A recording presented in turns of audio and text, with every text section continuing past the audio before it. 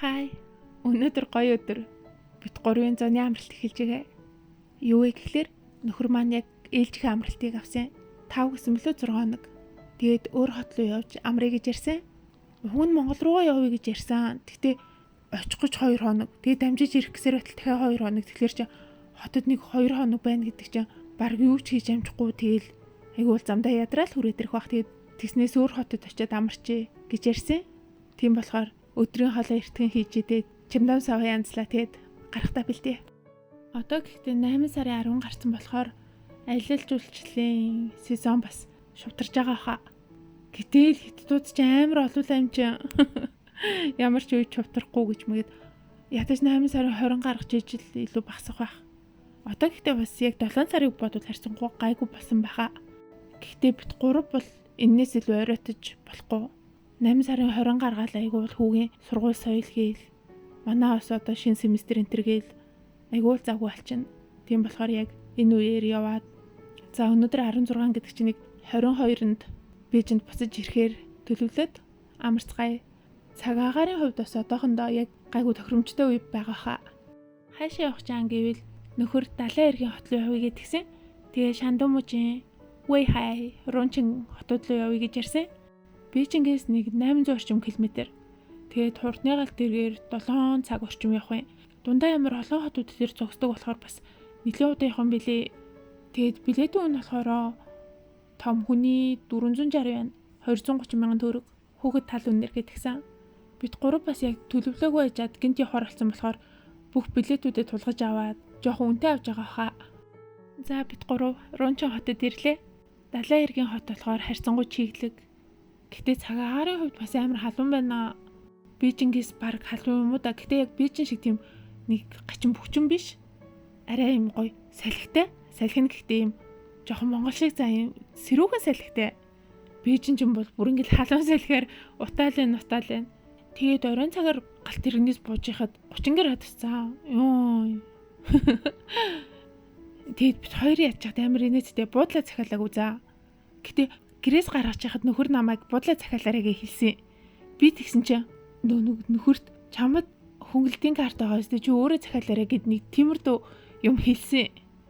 Гэтэ аль аль нэг хайхтар анхаараагүй за тэрийг бибидээ найдад орхичиж. Тэгээд яг сая галт тэрэг зогсох төгсөжсэн чи нөхөр одоо буугаад хаашаа явах ингэж асуудгийн. Яа юу яар тань чи өөрөө захиалсан байсан биз тэгээд тэгэл гинт байж хтаа буудлууд харсан чи өнөөдөр яачаад амралтын өдөр цаа буудлууд бүр амар пик тэгээд дээрэс нь үнэтэй олчиж тэнгуут нь за орой ирсэн юм чинь зүгээр нэг апарт захиалч игээд 300 юан 150 мянган төгрөгөөр нэг апарт захиалчлаа. Тэгээд маргааш бүтэн сайн юм маргааш яг буудалд орчвол зүгээр хүмүүс угаасаа бүтэн санд явчих штеп. Тэгээд арай хямдарчин.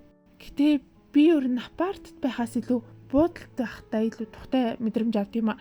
Апарт надад нэг сонь айлд байгаа юм шиг нэг туртай биш. Тэгээд угаасаа үйлчлэгээ энэ төр байхгүй юм чинь нэг удаан хугацаагаар биш бол апарт юу н онцгой санагддаг. За өнөө өглөө манай хоёр хажуугийн далайн эрг орчоод тэгээд машин түрээслээд авдрийгээ тэгсэн. Би тэгэл амраад үлдчихлээ. Амраад үлдчихлээ ч гэж тэг угаасаа тэгэл яах юм бүх чимдам сав ачаа бараага чирэл хойноосны яваад л тань штий. Одоо тэр хоёр машин аваад түрээд ирэхээр нь байчаа бараага болох юм. За сая манай хоёр машинаа түрээслээд авдрлээ. 5 хоногийн түрээс нь 1000 юан 500 мянган төгрөг гинэ. Тэгээд бензин зогсоол энтерний мөдүүлнийг 600 гаруй мянга болох байх. Гэтэ одоо явах тий тэгээд бид гуравтуул аялын үед машин бол заавал хэрэгтэй дээ.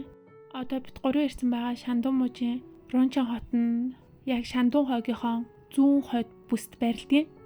Тэгээд яг шар тэнгисийн иргэдээ байрладаг. Тийм болохоор эндээс Япон, Солонгос амар ойрхон. Солонгосын Инчон руу 400 км гэсэн. Тийм болохоор энд нар хамгийн ихэлж тусдаг хотын гэсэн.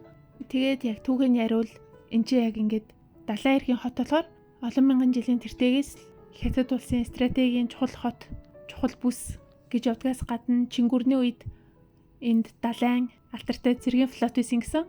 Гэхдээ 1800 оны сүүлээр Япончуудын эзлэн түрэмгийлэлтэнд дуртаж энэ хотын цэргийн флот нь бүслэгдээд суурьсан гэсэн. Тэгээд бас төд удалгүй Англи эзэмшилд орж Английн түрээсийн газар цэргийн бааз болж исэн гэдэг. Тэгээд 1930-аад оны үед англичууд буцааж өгснөөр түүнээс хойш Япончуудын эзлэн төрөмгөлтөнд дахиж өртөөд тэгээ 2 дугаар дайнд дуустал 1945 оноос яг Хятадын аль биесны өөрсдөө эзэмшил болж буцаж ирсэн газар гэдэг. Далайн эргийн хот болохоор аялалжуулж хөгжсөн заас, далайн агнуур зэрэг хөгжсөн худалдаа 8, тээвэр логистик хөгжсөн ийм хот байдаг. Гэхдээ голчлон аялалжуулчлаараа илүү алтартай юм гэсэн. Тэгээд солонгосчууд айгүй их амьдардаг гэсэн. Тэгээд ер нь тэнд явж хахад солонгосоор бас айгүй их бичсэн байт юм байлээ. Гэхдээ яг солонгос үндэ таараагүй л те. Гэхдээ ер нь бид нар чи Азиуд ингээл бие бинийгээ харсан ч гэсэн яг ингээл одоо ингээл Хятадд л байгаа юм чи их бүгдээрээ шахуу Хятад хүмүүс байгаа юм чи тэгэл одоо ингээд энэ солонгос үнийг гаднаас нь яг ингээд яриагийн сонслоггүйгээр харсан ч гэсэн Хятад хүн л явж гин гэж бодсон шүү дээ. Тэд нар ч бид нарыг харалт тэгэл Хятад хүмүүс л явж гин л гэж бодсон шүү дээ. Тийм болохоор яг солонгос үнтэй яг ингээд таараагүй. За өнөөдөр далайн эрэг дээр очиж тоглолоо. Энэ далай чи нөгөө шар тэнгис ахгүй юу?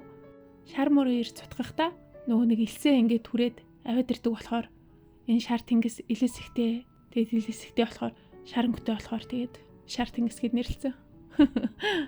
Далай ус ёстой гоё байна. Тэр тусмаа яг бидний ирсэн энэ эрэг дээр далай бүр илсэн яасан ч гоё цэвэрхэн. Тэгээд далай ус айгу дулаахан, бүлээхэн, ер нь айгу тухтай гоё үт юм байна. Гэтэ би бас яг надад гэхдээ далайгаас илүү гол мөрөн гоё санагдд юм байна. Далай чинь тэгэл амар шорвог, нэг сайн сэлж чадахгүй ч гэсэн ингээл байж идэл амлуу ус орчлоо гэхэд тэгэл баг өгсөн ч өмхөр хөргүү гэдэг шиг амар их давстай. Тэгэд бас ингээд далайн түрлэг хэтэрхий юм хүчтэй, зогсолтгүй юм давлгаатай болохоор за нэг талаар тэр ч мөр амар гоё штэ. Гэтэ нат шиг хүнд бол шууд ингээд жоохон удаан байгаатай байвал толгой эргээ дотор мугараад сүр чигнээд ахгүй. Гэтэ ямар ч гэсэн нэг удаан байхаар хүл юм билээ. За ямар ч гэсэн өнөөдрөөс буудалд байгээд буудлаа захиалчлаа. Өдрийн 360 яана 180 мянган төгрөг. Тэгэд өглөөний цагийг авсангүй. Өглөөний цагийг авчвал 3 өний бас 50-60 мянган төгрөг нэмэгдэх гэдээсэн болохоор заавал өглөө болгон тэгээд цагт баригдаж босноос өөртөө тэл хүрээс өглөөний цагаа бэлдээд өрөөндөө очие гэж бодоод хоногийн 180 мянган төгрөгөөр л захиалчлаа. Йоо сая буудалд орж ирчих усанд орсон чи яасан гэж миний нуруу бүр амар ингээд хорсож түлэгдэж өвдөөд тэгэд би ер нь арьс маань ийм цайвар болохоор зундаа ингээд наран дутаан байцгаар шууд ингээд түлэгдчихдэг байхгүй юу. Тэгсэн чи өнөөдөр уг нар гайгүйсэн. Гэтэл бас далайн эрэг дээр бүр амар нар түлдэм байна.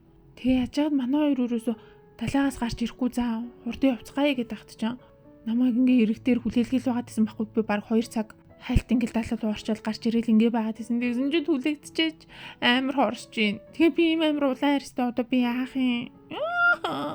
За бай бай.